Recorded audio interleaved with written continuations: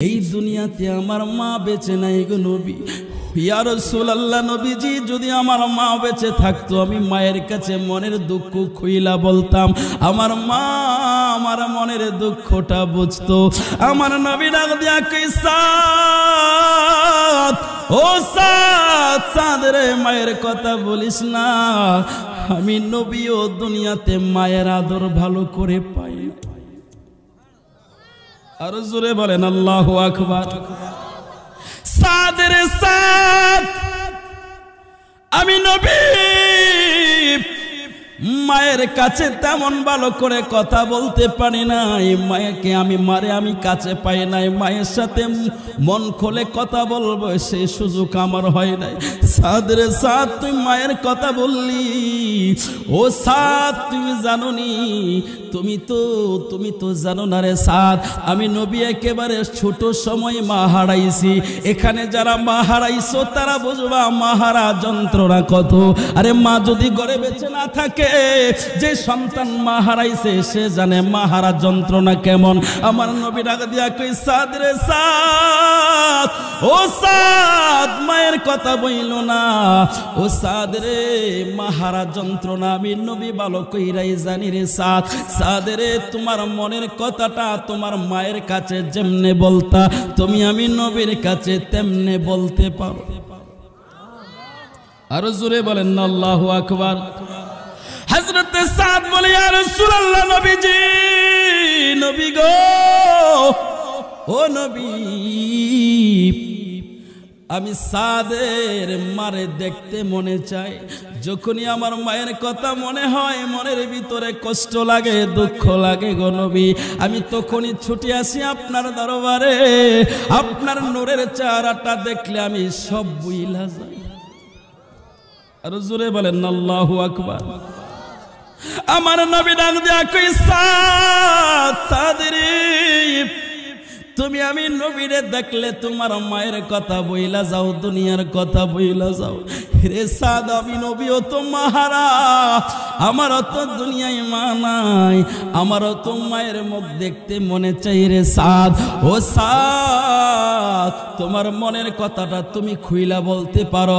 হযরত সাদ বলে, ইয়া রাসূলুল্লাহ, ইয়া হাবিবাল্লাহ, নবী গো, গোটা আরব দেশের ভিতরে এমন একটা মানুষ পাইলাম না যে মানুষটা বলল আমারে তুমি মা, তোমার মা নাই, তোমার মার কাছে যেমন ভাবে মন খুইলা কথা বলতা এমন ভাবে কথা বলো। গোটা আরব দেশের মধ্যে এমন একটা মানুষ নাই। আপনি রহমতের নবীরে পাইলাম গো নবী। আমার নবী ডাক দিয়া কই, সাদ রে, আমার আল্লাহ এমন ভাবে আমার আল্লাহ বানাইছে, আমি নবী মানুষের আমার উম্মতের হৃদয়ের কথা জানি। জুড়ে বলেন আল্লাহু আকবার। হযরত সাদ ডাক দিয়া কই, ইয়া রাসূলুল্লাহ, নবীজি, আমার দুনিয়াতে বাবা বেঁচে নাই।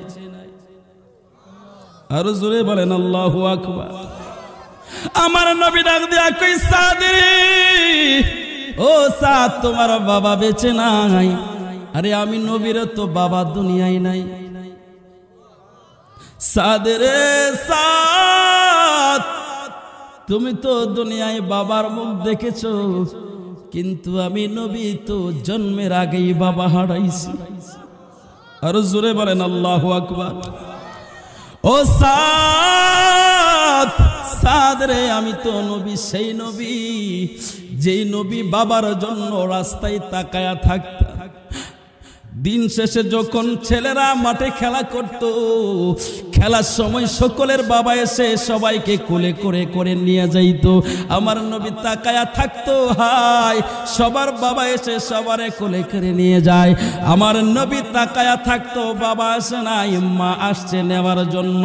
আমার নবী ডাক দিয়া কই, মা, ও মা, সকলের বাবা সকলকে কোলে কইরা কইরা বাড়িতে নিয়ে গেল। মাগো মা, আমার বাবা কই, আমি তো বাবার কোলে উঠতে মনে চাই। মা মেনা ডাক দিয়া বলে, রে বাবা মুহাম্মদ, তোমার বাবা দুনিয়ায় বেঁচে নাই, তুমি আর কোনোদিন বাবার কোলে উঠতে পারবা না। আমার নবী ডাক দিয়া কই সাদ রে, সেই যন্ত্রণা আমার মনের ভিতরে এখনো আছে রে সাদ। আমার নবী ডাক দিয়া কই সাদ, তুমি বাবার কথা মনে কইরা আমার আর কষ্ট দিও না। সাদ তুমি বলো তোমার কি সমস্যা, সেটা কইলা বলো। হযরত সাদ কই ইয়া রাসূলুল্লাহ, ইয়া হাবিবাল্লাহ, নবী গো, আমার যদি দুনিয়ায় বাবা বেঁচে থাকতো তাহলে তো আমার বাবার দায়িত্ব পালন করতো। আমার নবী ডাক দিয়া কই সাদ কি দায়িত্বটা পালন করতো বলো। হযরত সাদ কই ইয়া রাসূলুল্লাহ, এই যে আমার বয়স হইল, আমার বাবা যদি বেঁচে থাকতো তাহলে আমার বাবা আমার বিবাহের চিন্তা করতো। জোরে বলেন আল্লাহু আকবার। আমার নবী ডাক দিয়া কই সাদ, সাদ রে, অবশ্যই করতো, কারণ বাবা হইল সান্ত্বনার সবচাইতে বড় ছায়া। কথা বলেন ঠিক কিনা?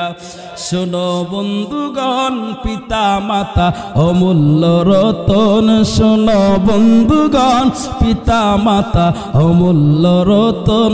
ওরে পিতা মাতার সেবা করলে, পিতা মাতার সেবা করলে খুশি হয় রে নিরঞ্জন। পিতা মাতা অমূল্য রতন। শোনো বন্ধুগণ, পিতা মাতা অমূল্য রতন। কথা বলেন ঠিক কিরাম? আমার নবী ডাক দেয়া কই সাদ, সাদ রে, তোমার বাবা বেঁচে থাকলে তোমার বিবাহের চিন্তা করতো, এটা সত্য কথা। এখন তুমি বলো তোমার কি প্রয়োজন?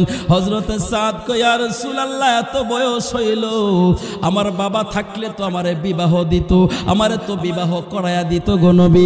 আমার নবী ডাক দিয়া কই সাদ রে, বুঝতে আজকে থেকে আমি নবী তোমার বাবার দায়িত্ব পালন করব। জোরে বলেন আল্লাহু আকবার।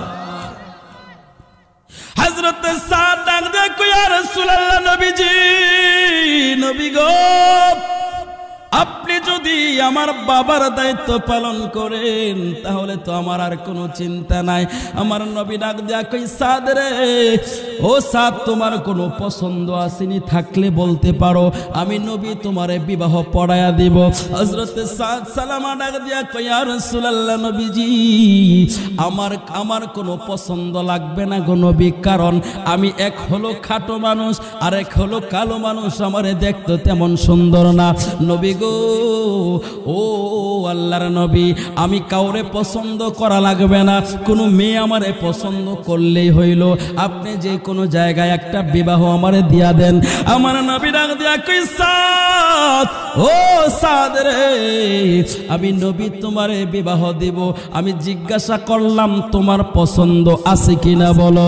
হযরত সাদ কই ইয়া রাসূলুল্লাহ, আমি তো বললাম আমার কোনো পছন্দ নাই, আপনি একটা পছন্দ কইরা করায়া দেন। আমার নবী আবার বললেন সাদ, তোমার কোনো পছন্দ থাকলে বলো। আর জোরে বলেন আল্লাহু আকবার। হযরত সাদ এবার চিন্তা করলেন, ইনি তো সেই নবী যেই নবীর আঙ্গুলের ইশারায় চাঁদ দুই টুকরা হয়ে যায়। আর জোরে বলেন আল্লাহু আকবার। আরে ইনি তো সেই নবী যেই নবী ডুবন্ত সূর্যরে আবার উদিত করে। আর জোরে বলেন আল্লাহু আকবার। আর ইনি তো সেই নবী যেই নবী দুজাহানের বাদশাহ, যেই নবীর জন্য পাহাড় ডেকে বলে, নবী গো, আপনার জন্য আমি স্মরণ হয়ে যাব। আর জোরে বলেন আল্লাহু আকবার। হযরত সাদ ডাক দিয়ে কই ইয়া রাসূলুল্লাহ, নবীজি, আপনি যখন বললেন তাহলে আমার একটা পছন্দ আছে বলি। সুবহানাল্লাহ। আমার নবী কই একটু আগে না কইলে তোর কোনো পছন্দ নাই। হযরত সাদ কই হুজুর এখন পছন্দ হয়ে গেছে। আর জোরে বলেন, এতক্ষণ পছন্দ ছিল না এখন? কারণ নবী সাহাবী জানে, নবী সাহাবী যেটা চাবে নবী সেটা দিতে পারবে। আর জোরে বলেন আল্লাহু আকবার। সাহাবীদের আকীদা, সাহাবীদের বিশ্বাস, নবীর কাছে চাইলে নবী দিতে পারবে, কিন্তু মোল্লার বিশ্বাস নাই। কথা বলেন ঠিক কিনা? হযরত সাদ ডেকে বলে, নবী গো, নবী, এতক্ষণ পছন্দ ছিল না, এখন পছন্দ আছে। আমার নবী ডাক দিয়া কই পছন্দ থাকলে কয়। কারে তোর পছন্দ লাগে, তুই কই বিবাহ করবি তুই বল। এবার হযরতে সাদ সালামের আগে দিয়া কই নবী গো ইয়া রাসূলুল্লাহ আমরের মেয়েটা আমার বড় পছন্দ। আমার নবী কই কি কইলি? কই আমরের মেয়ে। বলে যে মেয়েটাকে সবাই মিলে নাম দিয়েছে হুরে মদিনা। সুবহানাল্লাহ। যে মেয়েটার নাম হুরে মদিনা। আমার নবী ডাক দিয়া কই সাদ রে সাদ, এই মেয়েটাকে তুই কেন গোটা আরবের মানুষ হয়তো পছন্দ করে। সুবহানাল্লাহ। শুধু তুই কেন, গোটা আরবের মানুষই তো পছন্দ করে। হযরত সাদ বলে ইয়া রাসূলুল্লাহ নবীজি দুজাহানের বাদশা আমারে জিগাইলো আমার কোনো পছন্দ আসেনি, আমি যখন চাইমো তা ছোটটা চামু কেন, আমি চাইমো তো বড়টাই চামু। আরো জোরে বলেন। আমার নবী ডাক দিয়া কই সাদ রে সাদ, তুই যে হুরে মদিনারে বিয়া করতে চাস কি আছে তোর কাছে? কই নবী গো আপনি নবী ছাড়া আমার আর কিচ্ছু নাই। আরো জোরে। আপনি নবী ছাড়া আর কিচ্ছু নাই। আমার নবী কই তুই জানোস নি এই হুরে মদিনার বাপ এই আরবের সম্ভ্রান্ত পরিবার, মানে শিল্পপতি। সুবহানাল্লাহ বলেন। হযরত সাদ বলে ইয়া রাসূলুল্লাহ নবীজি আপনি তো বললেন আমার কোনো পছন্দ থাকলে বলতাম, হুজুর আমার পছন্দ হুরে মদিনা, আপনি আমারে বিবাহ করায়া দেন। আমার নবী কই ঠিক আছে যা, তুই যায়া হুরে মদিনার বাপার কাছে যাইয়া বলবি আমি নবী পাঠাইছি তার মেয়ের বিবাহের জন্য, যদি পাত্রের কথা জিগাই তাহলে তুই বলবি। এই কথা বইলা দিয়া নবী পাঠায়া দিল। হযরত সাদ চলে গেল হুরে মদিনার বাড়িতে। যাওয়ার পরে তাকায়া দেখে এত বড় বিশাল আলিশান বাড়ি, ওই বাড়ির ভিতরে তার বাবা বসা। হযরত সাদ সামনে গেল, বয়ার বলতে পারলো না আমি তোমার মেয়ের বিবাহ করতে চাই। যায়া দেখে ওই জায়গার মধ্যে বড় বড় সম্ভ্রান্ত পরিবারের মানুষেরা আসছে বিবাহের প্রস্তাব নিয়ে, সবাইরে বিদায় করে দিচ্ছে, কাউরে পছন্দ করতেছে না, রিজেক্ট করে দিচ্ছে। হযরত সাদ কতক্ষণ দাঁড়ায় থেকে আবার চইলাইছে। আমার নবী কই যাইছে গেছিলানি বলছিলানি? হযরত সাদ কই ইয়া রাসূলুল্লাহ গেছিলাম কিন্তু বলার সাহস পাই নাই। আরো জোরে। আমার নবী ডাক দেয়া কই সাদ রে সাদ, গেলা তুমি বলার সাহস পাও না, কারণটা কি?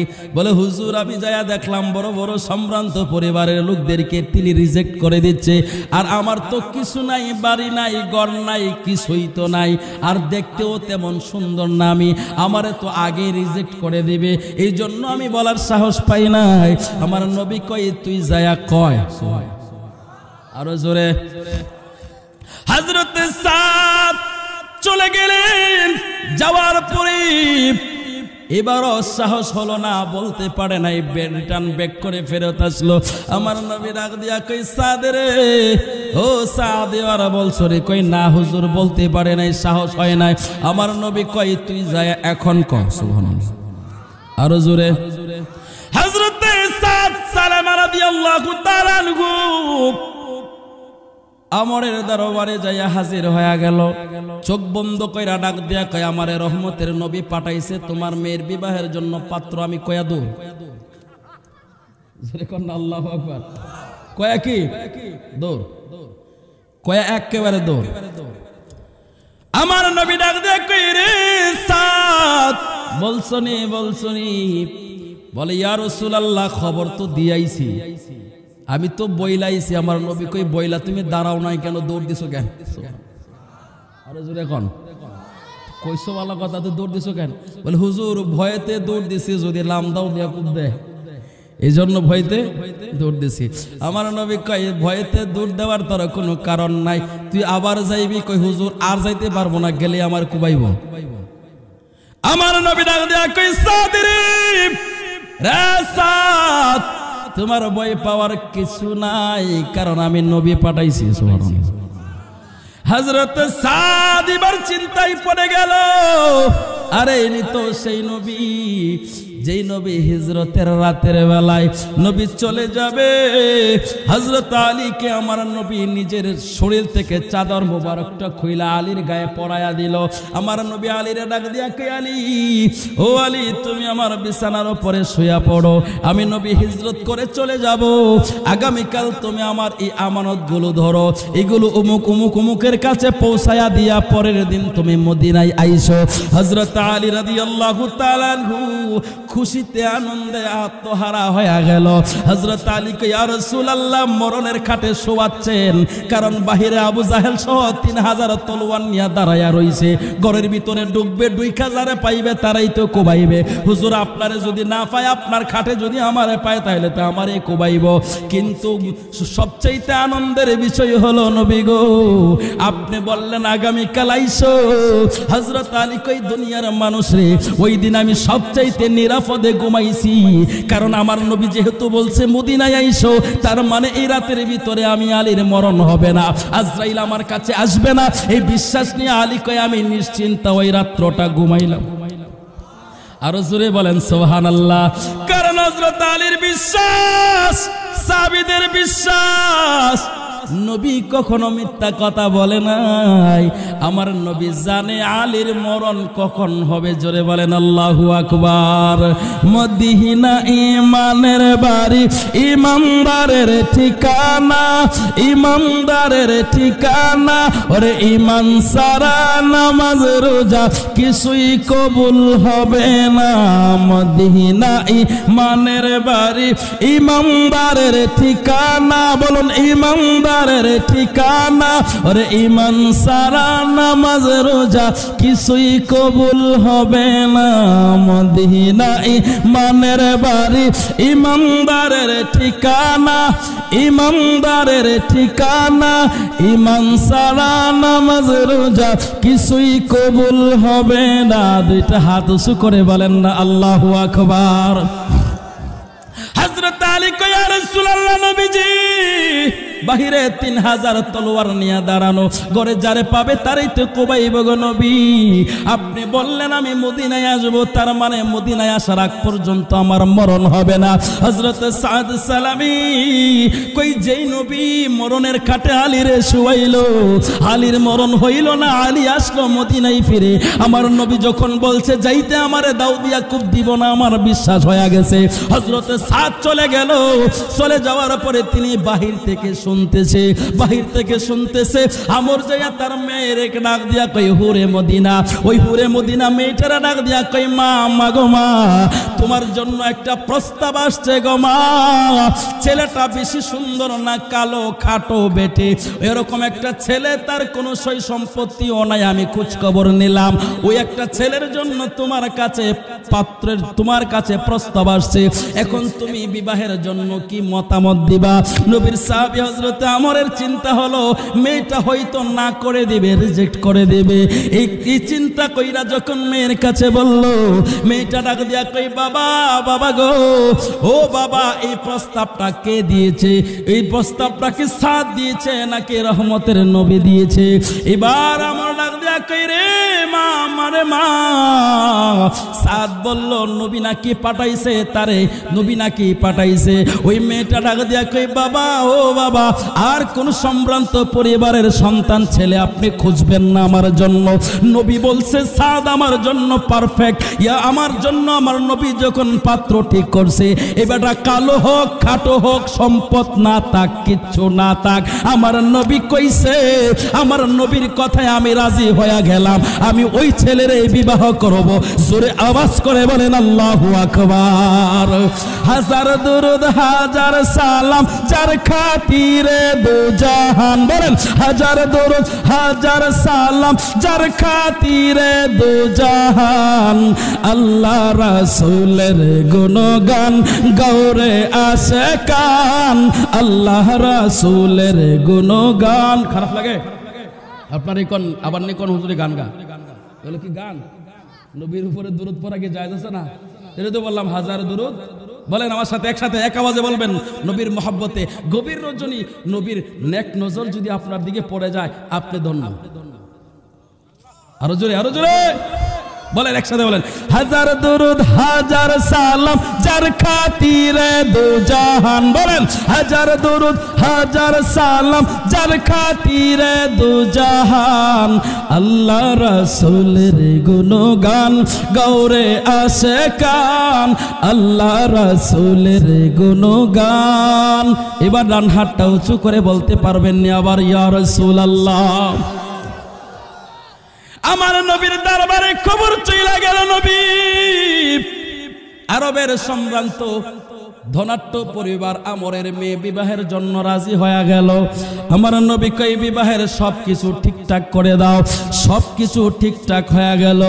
ও সুনামগঞ্জের মুসলমান, ও ডালপাড়ের মুসলমান, ও যুবক ভাই, আমার নবীর সাহাবীরা নবীর জন্য কি করত জানোনি?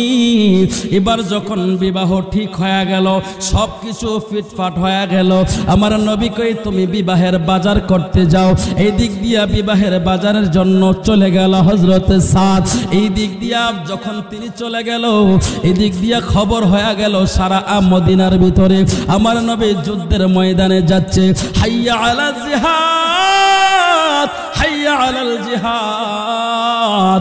এই সংবাদ যখন সাদের কানের মধ্যে গেল, সাদের কানের মধ্যে যখন আওয়াজটা গেল, আওয়াজটা যাওয়ার পরে তিনি জিজ্ঞাসা করলেন, কি ব্যাপার, কি ব্যাপার, তুমি কিসের দাওয়াত দিচ্ছ, কোন দিকে আহ্বান করতেছো? জিহাদের দিকে। কই তুমি কি এখনো খবর পাও নাই? রহমতের নবী দিন কায়েমের জন্য জিহাদের ময়দানে রওনা হয়ে গেছে। হযরত সাদ হাতে মুঠ ভর্তি টাকা ছিল, নতুন বিবির জন্য রঙিন শাড়ি কিনবে, কাপড় কিনবে, কত কিছু কিনবে, মনের মধ্যে কত আনন্দ। হযরতে সাদ সবগুলো টাকা নিয়ে চইলা গেল দোকানের ভিতরে, যাইয়া সবগুলো টাকার মাল ফেরত দিয়া এবার ওই দোকানদারকে বললেন, ভাই টাকাটা ফেরত দিয়া দাও। কই তোমার না আজকে বিবাহ, তুমি নতুন বউয়ের জন্য এত কিছু কিনলা। কই এতটা আপনাকে বলার আমার সময় নাই, সব কিছু নিয়ে যান, টাকা আমারে ফেরত দেন। এবার টাকা ফেরত নিয়ে তিনি একটা তলোয়ার কিনলেন। বিবাহ হয়ে গেল। আইরে হুরে মদিনা, মদিনার সবচাইতে সুন্দরী মেয়ের সাথে বিবাহ হয়ে গেল। হযরত সাদ কয়, আমার নবী জিহাদের ময়দানে আমি বিবিরে নিয়ে বাসর করব এমন সাহাবী আমি না। আরো জোরে বলেন না আল্লাহু আকবার। হযরত সাদ কেমন সুন্দরী হুরে মদিনা গড়ের ভিতরে বউ, বাসরে যায় নাই, ফুল সজ্জায় যায় নাই, ছুটে গেল জিহাদের ময়দানে। জিহাদের ময়দানে যাওয়ার পরে হযরত সাদ রাদিয়াল্লাহু তাআলা আনহু যুদ্ধ করতে করতে করতে যুদ্ধ করতে করতে শহীদ হয়ে গেল। যুদ্ধ যখন শেষ হয়ে গেল, আমার নবী সমস্ত সাহাবীদেরকে বললেন, সাহাবীরা রে, যারা শাহাদাত বরণ করছে তাদেরকে আলাদা করো, আলাদা করো। সমস্ত সাহাবীদের, শহীদ সাহাবীদের লাশকে আলাদা করলেন। আলাদা করার পরে হঠাৎ করে আমার নবীর নজর চইলা গেল সাদের দিকে। আরো জোরে বলেন আল্লাহু আকবার। আমার নবী ডাক দেয়া কই, আবু বকর রে, আবু বকর ওই লাশটার মুখটা ডাইকো না, এর দেখা তোমার সাদের মতো মনে হচ্ছে। হযরত আবু বকর কই, ইয়া রাসূলুল্লাহ মনে হচ্ছে না, শুধু এইটাই আপনার সাদ। আমার নবী ডাক দেয়া কই, আবু বকর আমার সাদের না বিবাহ হইছে, নতুন বধূ বাসর ঘরে যাবে, আমার সাদ বাসর ঘরে যায় নাই। হযরত আবু বকর কই, ইয়া রাসূলুল্লাহ নবীজি শুনতে পেলাম এ বাজারের সমস্ত বাজারের কাপড় চোপড় নতুন বধূর জন্য যা কিছু কিনছিল সব ফেরত দিয়া তলোয়ার নিয়ে যুদ্ধের ময়দানে চলে আসছে। সাদকে জিজ্ঞাসা করলো, দোকানদার ভাই তোমার না আজকে নতুন বিবাহ হইছে? কই, আরে আমার নবী জিহাদের ময়দানে থাকবে আর আমি বউ নিয়ে ঘুমাবো, এটা হয় না। ও সুনামগঞ্জের মুসলমান, ও ডালপাড়ের মুসলমান, আর এই জায়গার মধ্যে আমার নবীর কথা হচ্ছে। বিদ্যাকোটের পিসাব হুজুর নিজের বাড়িঘর সবকিছু ছেড়ে আপনাদেরকে জান্নাতি বানানোর জন্য, তরিকতের রাস্তা দেখানোর জন্য, জান্নাতের রাস্তা দেখানোর জন্য রাতের পর রাত কষ্ট করে যাচ্ছে। রাত গভীর রজনী বসে আছে আর আপনি ঘুমাইতেছেন। আপনার মতো নাফরমান দুনিয়াতে আর কে আছে? কথা বলেন ঠিক কিনা? রে আমার সুনামগঞ্জের মুসলমান, ও আমার ডালপাড়ের মুসলমান, হযরতে সাদ কই আমি তো সেই আশেক না, আমি তো সেই নবীর সাহাবী না। নবী যুদ্ধে থাকবে, আমি বউ নিয়া থাকবো, এটা হয় না, হয় না। যেই নবী কোনো দাম ছিল না, কোনো মূল্য ছিল না, কোনো সম্মান ছিল না, যে সাদের কোনো ইজ্জত ছিল না। আরে আমার নবীর খাতিরে আরবের সবচাইতে সম্ভ্রান্ত পরিবারে আমার বিবাহ হয়ে গেল। আরে নবী যদি না থাকে আমি বউ দিয়া করবো কি, সংসার দিয়া করবো কি? নবী যদি না থাকে আমি ধন সম্পদ দিয়া করবো কি? আমার নবী যেখানে আছে আমি সাদও সেখানে চইলা যাব।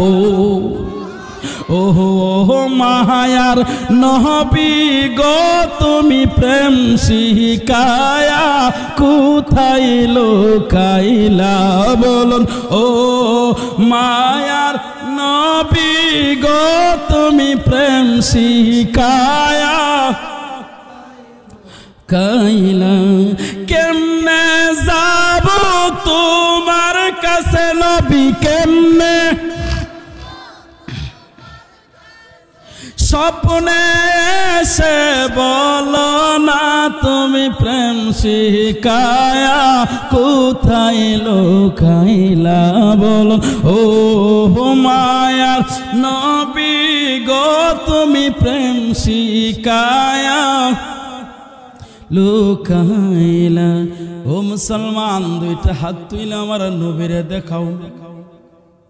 আরে ওই আরবে যদি আমরা থাকতাম, ওই আরবে যদি বিদ্যাকোটের পিসাব হুজুর থাকতো, ওই জামানায় যদি আমার আনোয়ার ভাই থাকতো, আমদাদ ভাই থাকতো, আরে এরা তো সবার আগে নবীর জন্য রক্ত দিতে প্রস্তুত হয়ে যাইতো। কথা বলেন ঠিক কিনা?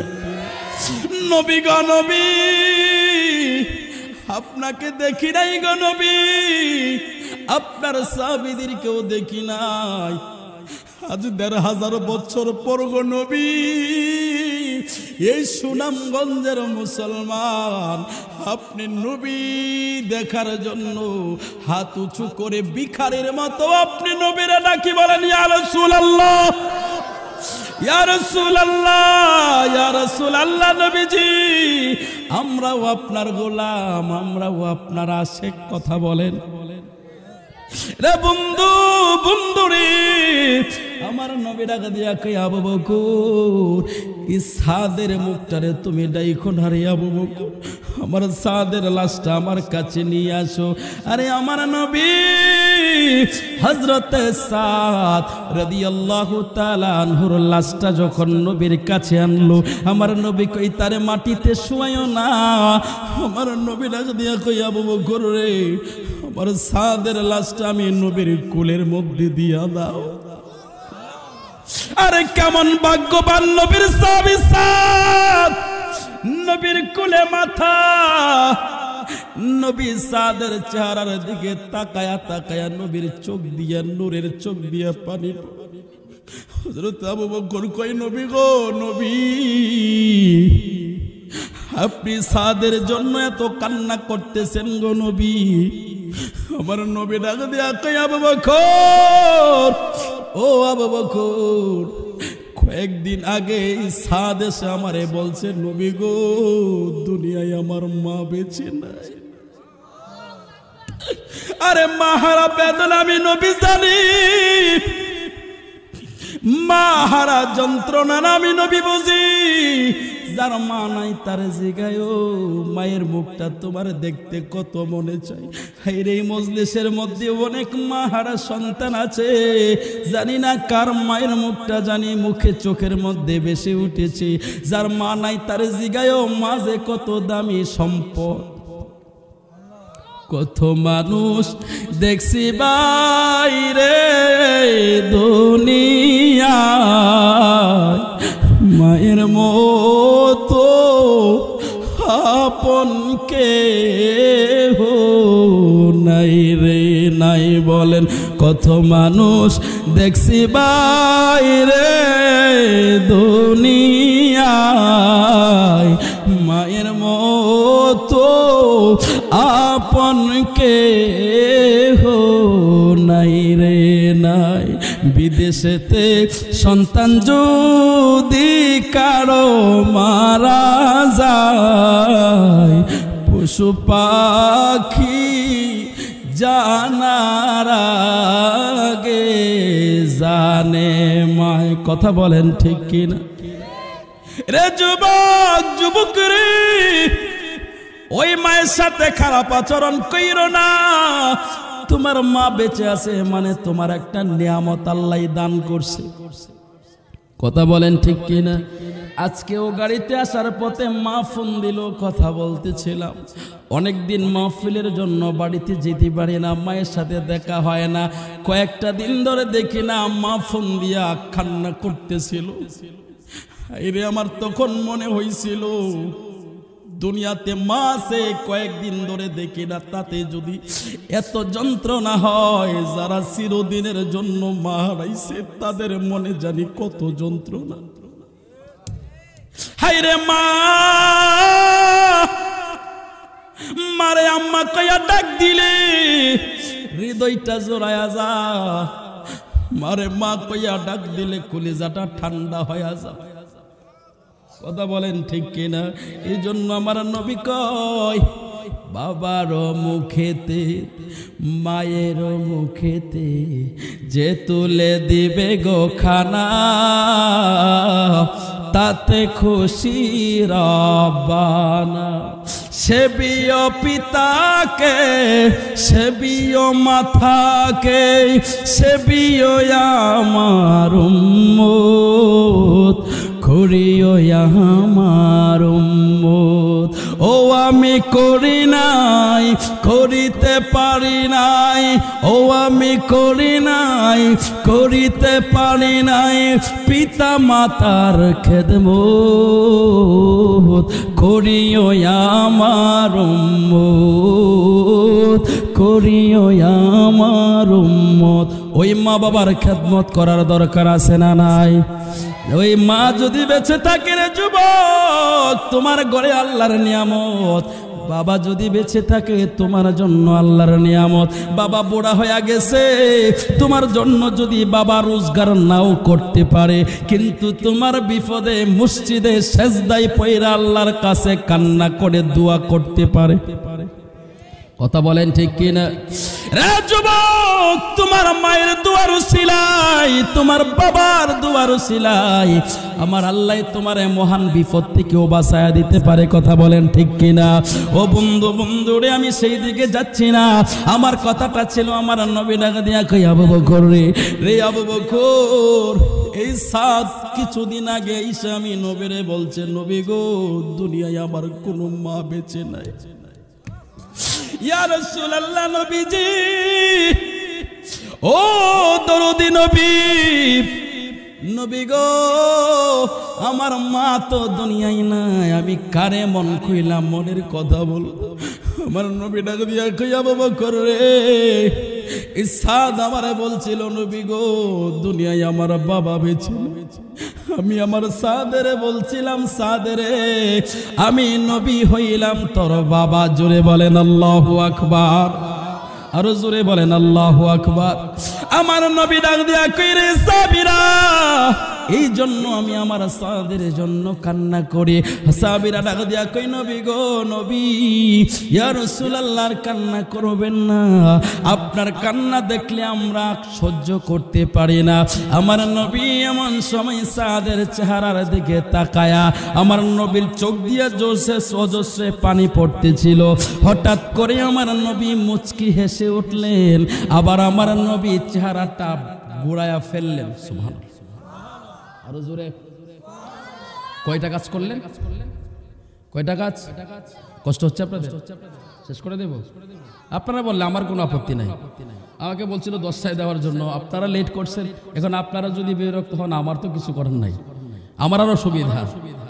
1 ঘন্টা আলোচনা করে যে হাদিয়া পাবো 3 ঘন্টা করলে হাদিয়ে দিবেন, ঠিক না? তো দরকার কি আমার? আপনাদের কি ইচ্ছা আছে? পিছনের তাদের কি বলেন ইচ্ছা আছে? কয়টা কাজ করলেন নবী? বড় করে হিসাব বুঝেন না? আপনার তো সুনামগঞ্জের সুনামধন্য মানুষ। সুনামগঞ্জ আপনাদের নামের মধ্যে একটা সুনাম আছে, ঠিক না? তো আপনারা যদি দুর্নাম করেন তাহলে তো হবে না। কি বলেন? কে কে বেহেশতে যেতে রাজি আছে? হাত তোলেন। সবাই রাজি? বেহেশতে যাবেন? হাত নামান, হাত নামান। এক লোক বাড়িতে যাওয়ার পরে, ওয়াজ থেকে বাড়িতে গেছে, যাওয়ার পরে তার বউ ধরছে। বউ ধরে জিজ্ঞাসা করতেছে, ওই তোমার নাকি নিয়ে আজকে সবাই হাসাহাসি করছে? বলে হ্যাঁ, হাসাহাসি করছে। কেন হাসাহাসি করছে? কয় আরে হুজুরে কইছিল কে কে বেহেশতে যাইবা, সবাই হাত তুলছে, আমি হাত তুলছি না, এই জন্য সবাই আমার দিকে তাকায় হাসছে। বলে তুমি হাত তুললা না কেন? কই তুমি তো বাড়ির থেকে বেরিয়েছি পরে মাহফিলে যাওয়ার সময় তুমি তো কইছো আমার না জিগে কোনো যাইবা না, তোমার না জিগে তো আমি বেহেশতে যাবো কেমনে? এখন আপনাদের এই অবস্থা না তো? বাড়িতে গেলে বউ দরজা খুলবে না এমনটা না তো? কি বলেন? বউরে তো মানুষ লাগে, ঠিক না? বউ দরজা না খুললে বিপদ আছে, কথা কয় না, ঠিক নেই? বউরে বই ফাননি আপনারা? পেছনে তারা কি বলেন? বই ফান না? ফিডাফিডি করেননি? বউর লাগে বউরে ফিডাননি? বউ ফিডেন না, সাবধান। বউ ফিডালে বিপদ করবেন। এক বেচারা বউরে খুব ফিডাইতো, তো বেচারার অসুখ হয়ে গেছে। আপনাদের সুনামগঞ্জের এলাকার মতো মানুষের মতো হাওয়ার এলাকা ছিল, তাদের হাল চাষ করতো। তো ডাক্তারের কাছে যাওয়ার পরে ডাক্তার বলছে যে আপনার প্রস্রাব পরীক্ষা করা লাগবে, আগামীকাল সকালে আপনি প্রস্রাব করে একটা বোতলে ভরে নিয়ে আসেন। তো বেচারা বাড়িতে আসছে, আসার পরে প্রস্রাব করে খাটের তলায় রেখে দিয়েছে, কারণ ডাক্তার তো 10টার আগে বসে না। কি বলেন? কৃষকরা না সকালে ওঠে, ডাক্তার কি সকালে ওঠেনি? ডাক্তার কয়টা ওঠে? 10টায় ওঠে। তো বেচারা খাটের তলায় রাইখা চিন্তা করলো যে আমি একটা হাল চাষ করে আসি, একটা রাউন্ড দিয়ে আই জমি। তো বড় গেছে হাল চাষ করতো, নাস্তার সময় আইছে, আর এদিক দিয়ে বেড়ার বউ ঘুম থেকে উঠা, মহিলাদের তো নিয়ম আছে ঘর থেকে আগে ঘুম থেকে উঠে কি করে? ঘর ঝাড়ু দেয়। তো মহিলা ঘর ঝাড়ু দিতে গিয়া ঝাড়ুর আগাই লাগিয়া বোতলটা ফিরে গেছে। তো বেরিয়ে চিন্তা করলো এটা কি রাখলো, এটা ফিরে গেল গা। যাক, জামাই আয়ো কাছ থেকে আসার পরে জামাইরে জিজ্ঞাসা করলো কি তুমি খাটের তলায় কিছু রাখছিলা? বলে হয় রাখছি তো। বলে কি রাখছিলা? আরে ডাক্তার কইছিল প্রস্রাব পরীক্ষা করবো, এই জন্য প্রস্রাব করে রাখছিলাম। মহিলাকে খাইছে রে, যে বিডি কি করছে, যাই ফিরার থেকে বাঁচবার লেগিয়া বিডির জামাইরা খাউন দিয়া বিডি বোতলটা লইয়া প্রস্রাব খানা দিয়া প্রস্রাব কইরা বোতল বইরা থুয়ে দিয়েছে। বেচারা যখন ডাক্তারের কাছে গেছে, ডাক্তার টেস্ট করে পরীক্ষা করে খালি এবারের দিকে ছায়া দেয়। কি করে? ছায়া দেয়। তো এবার জিজ্ঞা ডাক্তার সাহেব কি হয়েছে, রিপোর্ট দিবেন না? আমার দিকে খালি ছায়া দেখেন। কই বেটারে জীবনে কত রোগী দেখলাম, কত প্রস্রাব পরীক্ষা করলাম, কত ট্রিটমেন্ট করলাম, কত রিপোর্ট দিলাম, তোর মতো এমন রোগী আমার জিন্দিগিতে আর কোনোদিন দেখি নাই। ডাক্তার বেটা কই কি হয়েছে ডাক্তার? কি আমার বেশি বড় রোগ হয়েছে? কই বাবা রে, এমন রোগ তোর হইছে যে রোগের কথা আমি কই থাকতাম না তোরতে। কোনা ডাক্তার কো না কি হয়েছে? কি কমে বেটা দুঃখের কথা, তোর পেটের ভিতরে 5 মাসের বাচ্চা। এই কথা শুনলে কি মাথা থাহেনি কিছু? মাথা নষ্ট হয়েছে। ডাক্তার কও কি? বেটা আমি কই না, আমার রিপোর্টে কয়। কি কয়? আমার রিপোর্টে কয় তা পেটের ভিতরে কই মাসের। বেটা তো বাড়িতে খালি টেনশনে পড়তেছে, আহেরে যদি মানুষ শুনে আমার পেটের ভিতরে বাচ্চা, আমি কেমনে সমাজে যাবো, কেমনে মানুষের সাথে কথা বলবো, এই চিন্তায় তো বেটার ঘুমও শেষ, খাওয়ানো শেষ। না খাইলে না ঘুমাইলে কি মানুষ উঠে না? কি বলেন? না খাইয়া না ঘুমাইতে সিমা যাইতেছে। বউ জিজ্ঞাসা করে কি ব্যাপার, কয়দিন ধরে খালি ঝোলা মাইরা দাও, কি হয়েছে তোমার? করে কইস না, কেমনে কুমু তত্ত্বে, তত্ত্বে না কয়ে ধর পারতাম না। তো হুন ডাক্তার কাছে গেছিলাম, ডাক্তার তো আমারে কয়ে দিচ্ছে আমার পেটের ভিতরে নাকি 5 মাসের বাচ্চা। ওই জন্য তুমি খাওয়ান দাওয়ান ছেড়ে দিছ? হয় এলাকি খাওয়ান দাওয়ান ছেড়ে দিছে। বিডি কয় রে মগা আর তোর টেনশন কোনো লাগতো না। তুই কি কস? ডাক্তারে কইছে পেটের ভিতরে বাচ্চা, কয়দিন পরে আমার অপারেশন করবো, তো আমি টেনশন করতাম না। কয় না তুমি টেনশন করো না। কেন টেনশন করতাম না? আরে তোমার পেটের ভিতরে 5 মাসের বাচ্চা না, আমার পেটের ভিতরে। কয় তুই কি কস? সত্য কথা কইছি তো। তুমি যে প্রস্রাবটা নিয়েছিলা পরীক্ষা করতে, এটা তোমারটা ছিল না, আমারটা ছিল। তো বউ বেশি ফিডাইলে পেটের ভিতরে বাচ্চা লিয়ে গরম লাগে, কথা কোন ঠিক কিনা? বউ ফিডাইবেন, বউ ফিডাফিডি করা যাবে না। আপনাদের এলাকার মহিলারা খুশি হইতেছে, দেখতেছে তো প্রজেক্টরে, মহিলারা খুশি হইতেছে, কইব যে হাসান বিল্লাহ হুজুর থাক, কালকে কৃষ্ণ হুজুর লগে মুরগির ঠ্যাং 3টা দি মনে, কথা কোন ঠিক কিনা? কি কষ্ট হচ্ছে? আরেকটু আলোচনা চলবে। নারে তাকবীর। এই আওয়াজে শয়তান যাইব তো রাস্তার থেকে পারিত না, আবার ব্যাক করব জোরে। নারে তাকবীর, নারে তাকবীর, নারে রিসালাত, আহলে সুন্নাত ওয়াল জামাত, রাজশাহী দরবার শরীফ। চিল্লা এখন মারহাবা। আর কয়েকটা মিনিট, কি বলেন? নবীজি কয়টা কাজ করলেন? জোরে বলেন। 3টা কাজ করলেন। প্রথমে নবী কি করলেন? কান্না করলেন। দ্বিতীয়বার নবী হাসলেন। তৃতীয়বার চেহারাটা ঘুরিয়ে ফেললেন। সাহাবীরা ডাক দিয়ে কই, ইয়া রাসূলুল্লাহ, নবীজি, নবী গো, একটু আগে দেখলাম আপনি সাদের জন্য কান্না করলেন, আবার দেখলাম গো নবী আপনি চেহারাটা ফর্সা হয়ে গেল, আপনি হাসি দিলেন, আবার দেখলাম গো নবী চেহারাটা গোড়ায়া ফেললেন। 3টা কারণ কেন হইল? আমার নবী ডাক দিয়া কই, রে সাহাবীরা, ও সাহাবীরা, আমি নবী যা দেখি তোমরা তা দেখো না, আমি নবী যা জানি তোমরা তা জানো না। এবার আপনারা বলেন, নবী যা জানে সাহাবীরাই তা জানে না। এখন যদি রাস্তার মোল্লায় কই নবী হের মতো, এটা কি মানা যাইব না? কথা কয় না, মানা যাবে না। কোন সাহাবী তো বলে নাই আমি নবীর মতো, আবু বকর সিদ্দিক বলে নাই নবীর মতো, উমর বলে নাই, উসমান বলে নাই, কোন সাহাবী বলে নাই নবীর মতো। কিন্তু আফসোস লাগে রাস্তার মোল্লায় কয় নবীর নাকি হের মতো। জোরে কর নাউজুবিল্লাহ। আমার নবী ডাক দিয়া কই, আবু বকর, রে সাহাবীরা, আমি নবী যা দেখি তোমরা তা দেখো না, আমি নবী যা জানি তোমরা তা জানো না। আমার নবী ডাক দিয়া কই, সাহাবীরা রে, আমি 3টা কারণ তোমাদেরকে বলি শোনো। এবার সাহাবীরা কই, ইয়া রাসূলুল্লাহ, 3টা কাজ কেন করলেন? আমার নবী ডাক দিয়া কই, প্রথমত আমি তারে নিয়ে কোলে নিয়ে কান্না করলাম এই জন্য, কারণ তার পৃথিবীতে মা বেঁচে নাই, বাবা বেঁচে নাই।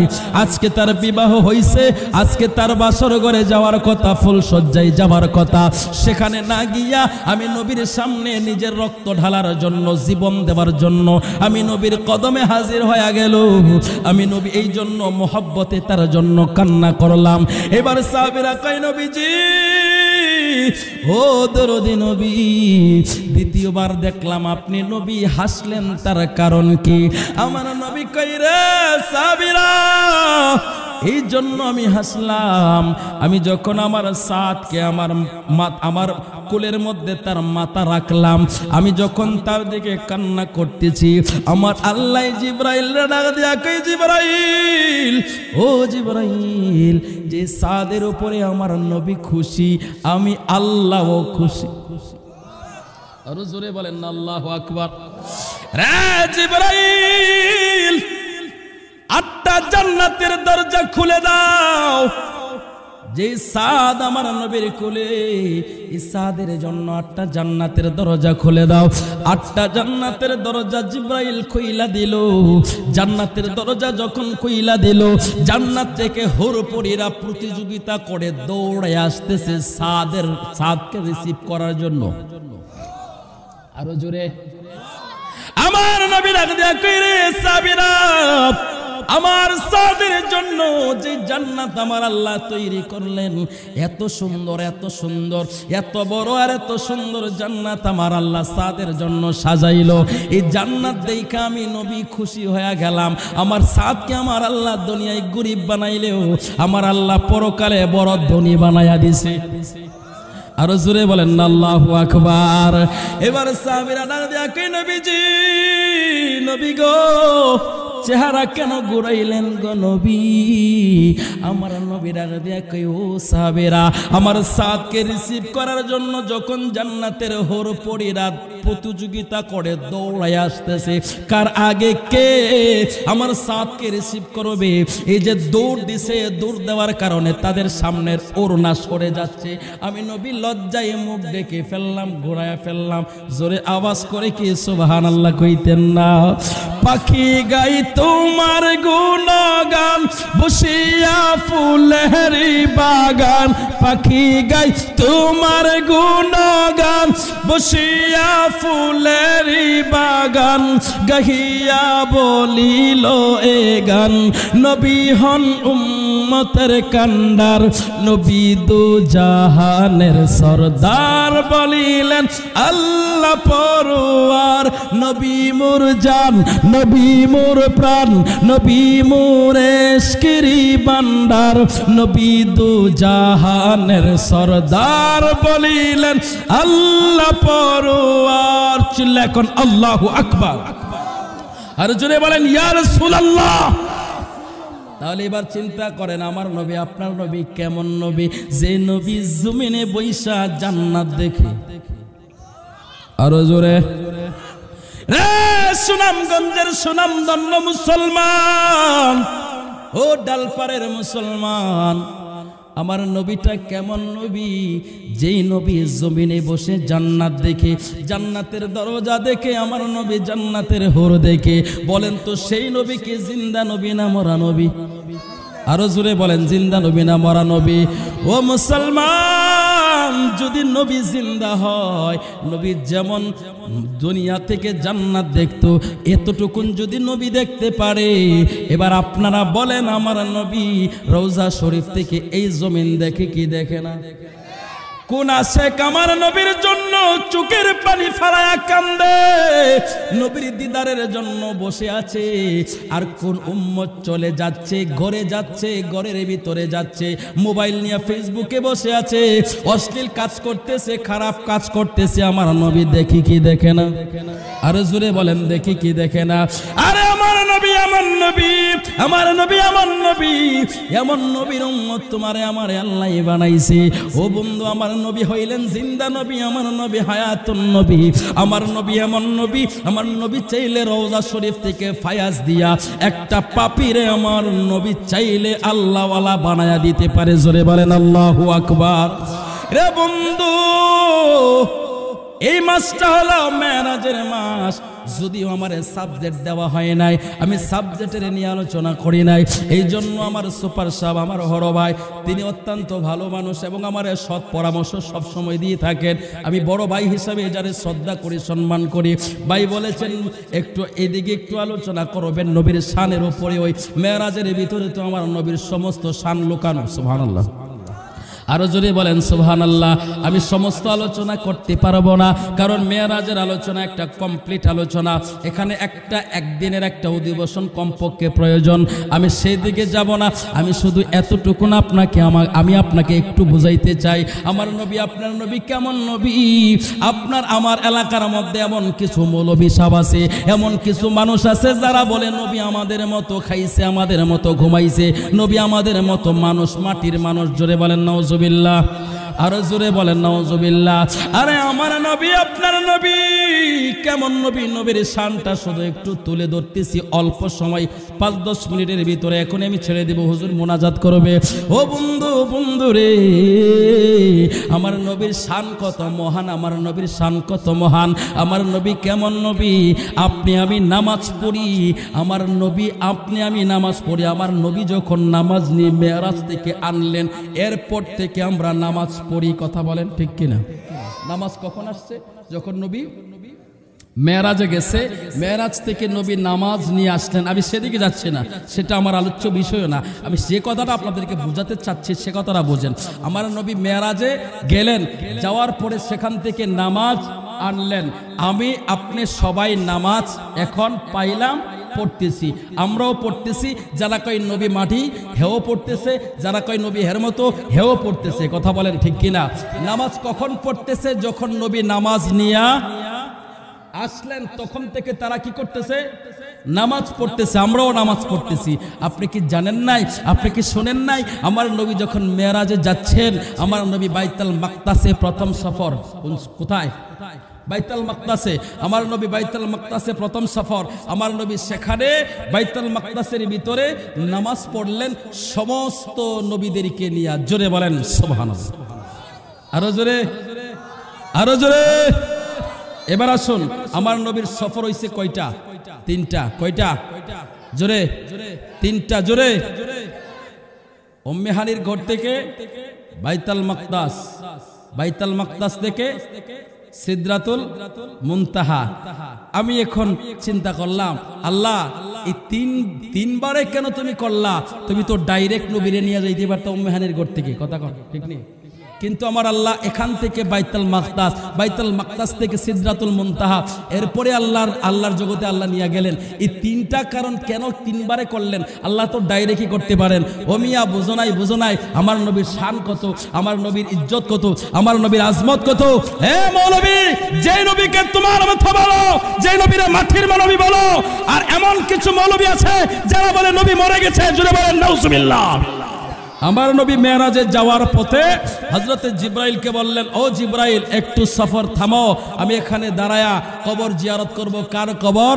ওই যে মুসার কবর। বলে মুসা কোথায়? কবরের ভিতরে মুসা নবী দাঁড়ায়া নামাজ পড়তেছে।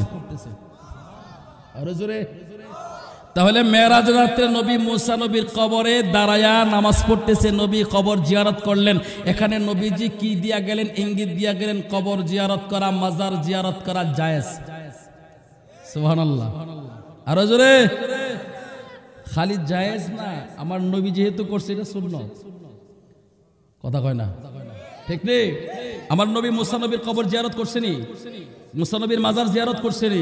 জিবরাইলকে সফর থামায়া জিবরাইলকে বললেন, আমি জিয়ারত করব। মুসা কবরে নামাজ পড়তেছে, কবর জিয়ারত করব। ও মিয়া, যারা মাজার জিয়ারতকে বেদাত আর শিরকের ফতোয়া দাও, জানো না?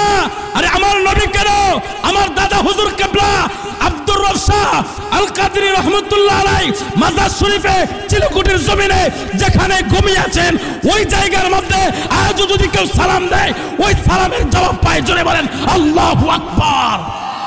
আমার মহান মুর্শিদ কিবলা অধ্যাপক মুফতি নাজিমউদ্দিন আল কাদরি, যিনি গত বছর আপনাদের কাছে আসছিল, ইনি যখন মাজারে যান, এখনো আমার দাদা হুজুর কিবলা ওই মাজার থেকে আমার হুজুর কিবলার কপালে চুমু দেয়, আমার হুজুর কিবলাকে জড়ায়া ধরে। জোরে বলেন সুবহানাল্লাহ। যেখানে আমার দাদা হুজুর মরে নাই, রওজা শরীফে জিন্দা। আল্লাহর ওলিরা যদি কবরে জিন্দা থাকে, আমার নবী রহমতের নবী একবার না 1 কোটি বার জিন্দা। কথা বলেন ঠিক কিনা? এই নবীকে যারা মরা নবী বলবে, এই সমস্ত মৌলবীদের দাওয়াত দিবেন না, এই সমস্ত মৌলবীদের পেছনে নামাজ পড়বেন না, একটা নামাজও হবে না। কথা বলেন ঠিক কিনা? এখানে আল্লাহর ওলিরাই মরে না, সেখানে নবী মরে গেছে। মুসা নবী যদি মরে যেত তাহলে নামাজ পড়তো? কথা কয় না। তো নামাজ কোন ব্যক্তি পড়ে? মরা মানুষকে। মরা মানুষের জন্য নামাজ আছে? যিনি জিন্দা তার জন্য নামাজ। কবরে নবীজি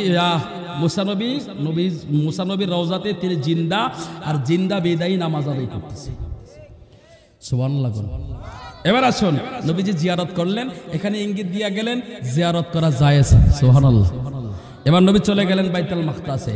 এবার আপনি আসুন, যে বাইতুল মাকদাসটা এখন হয়তো বড় হয়েছে, বাইতুল মাকদাস এখন বড় হয়েছে, কিন্তু ওই সময় তো এত বড় ছিল না, ছোট ছিল তো নাকি? ছোট ছিল।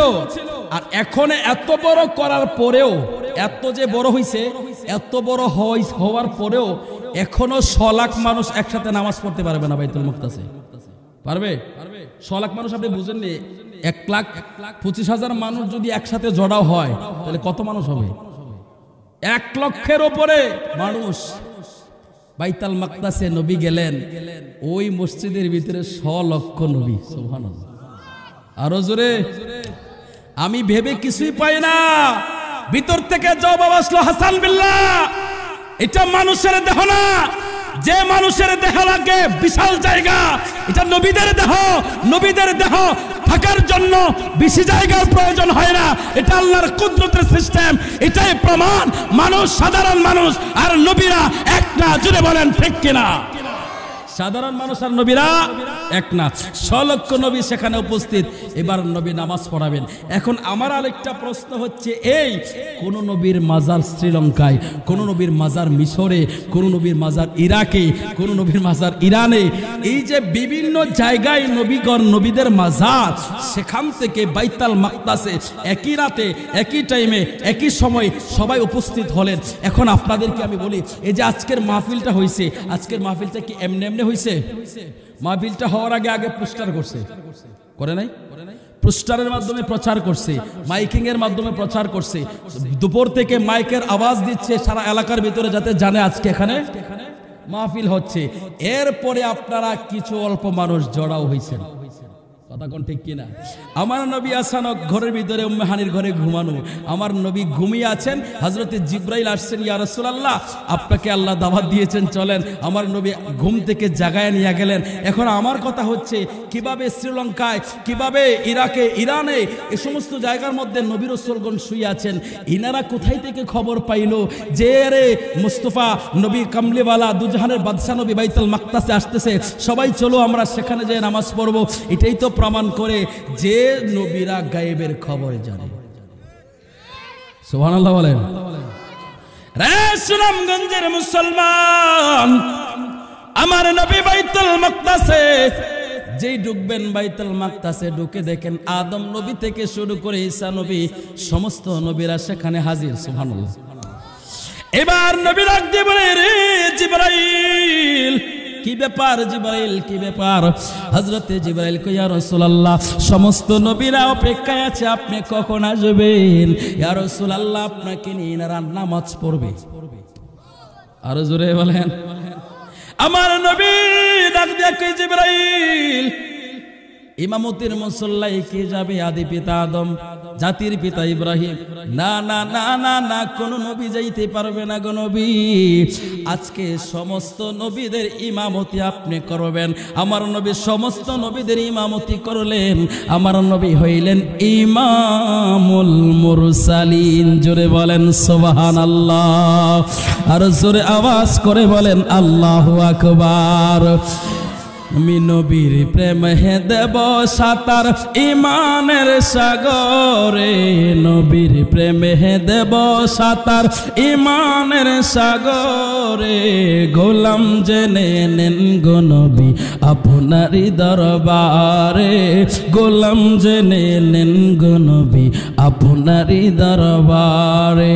জোরে আওয়াজ করে বলেন আল্লাহু আকবার। রে বন্ধু, সমস্ত নবীদের ইমামতি করলেন আমার নবী।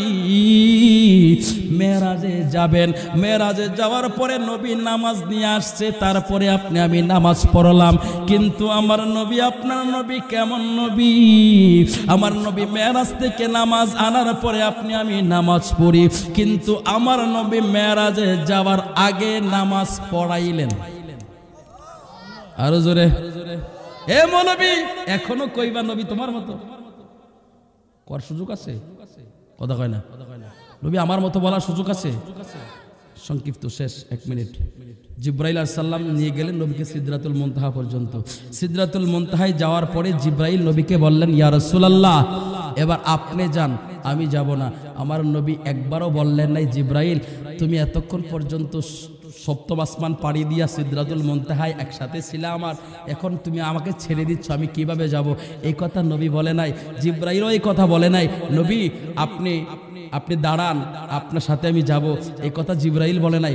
জিবরাইল বলে, ইয়া রাসূলুল্লাহ আমি যদি আর একটুখানি সামনে যাই, চুল পরিমাণ সামনে যাই, আল্লাহর নূরের তাজাল্লিতে আমি জিবরাইল পরে ছাই হয়ে যাব।